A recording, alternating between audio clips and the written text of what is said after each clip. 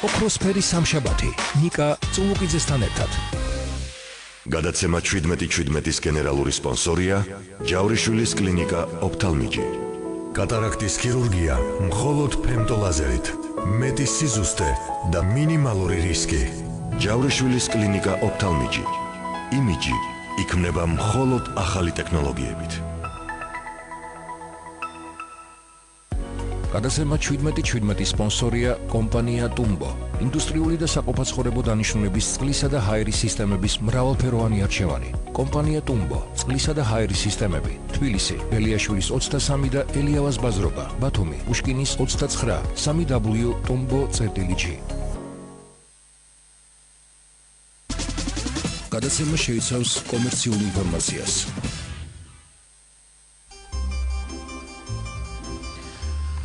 რადიო იმედი აგრძელებს მუშაობას ძვირფასო რადიო მსმენელებო და ჩვენ ახლა თეატრალური საზოგადოების თავმჯდომარე ბატონ გიორგი გეგეჭკორი ჩაგვერთვება პირდაპირ ეთერში. ბატონო გიორგი, მოგესალმებით.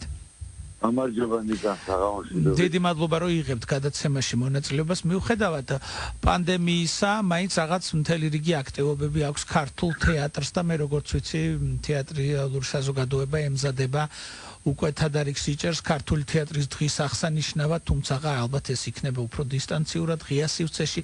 როგორ ფიქრობთ, როგორი იქნება მომავალი თეატრალური სეზონი და ამდენად გაუჭირდება თეატრს ძველი სახით ფუნქციონირების გაგრძელება? მოგესალმებით კიდევ ერთხელ, მოგესალმებით თქვენს მაყურებელს. რა თქმა უნდა, პანდემიამ როგორც ყველა სფეროზე, თეატრალურ სფეროზე, საკმაოდ უარყოფითი გავლენა იქონია, რა თქმა უნდა, იმიტომ რომ თეატრის ანახაობითი ხელოვნებაა და მაყურებელი თუ არ ყავს ამ ხრით ძალიან არ არის სახარბიელო ვითარება.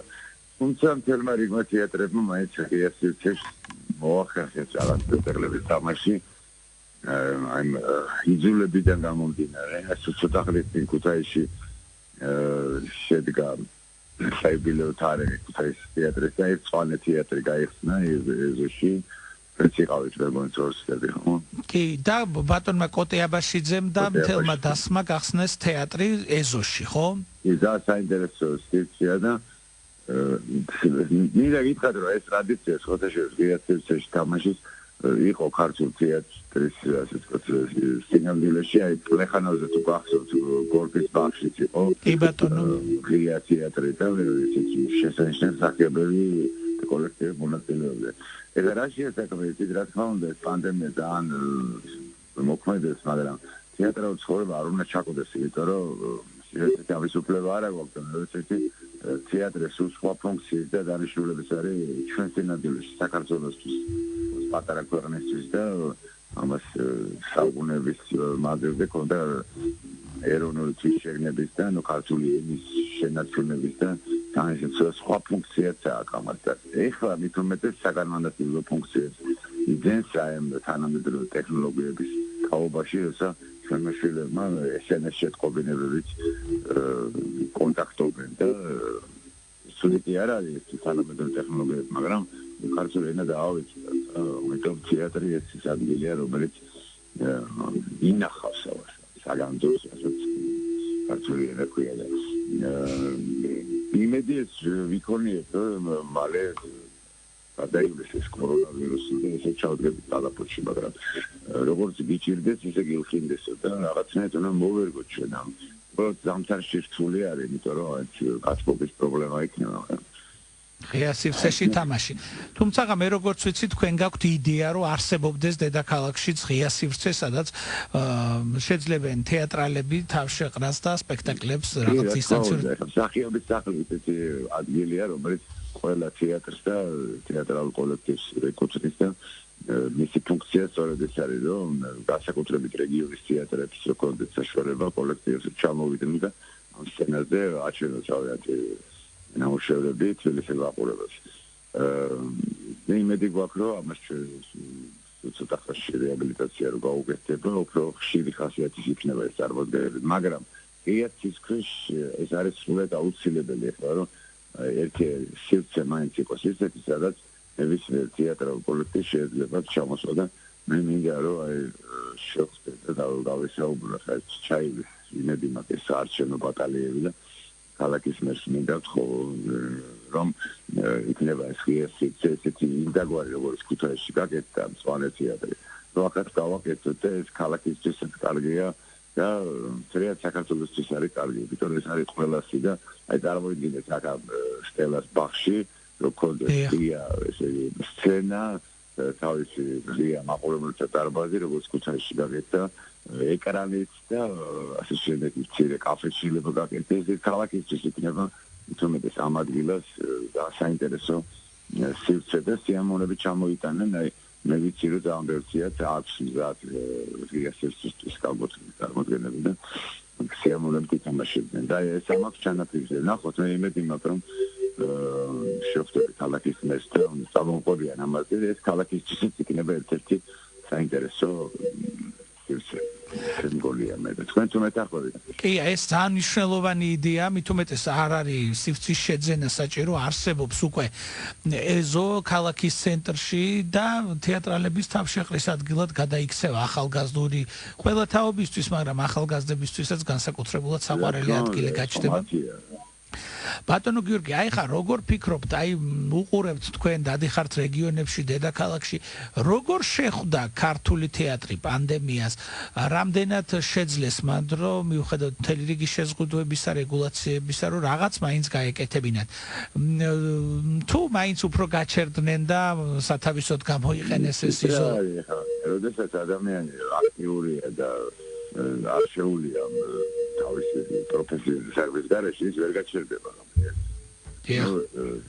შეიძლება დაუშვათ ხატვალი ვარ და თუ წამართ ფუნჩს დავალ და რაღაცას მოძებნის სხვა რამეს და გავაკეთებ ამ ფუნჩს რაღაციდან და დავხატავთ.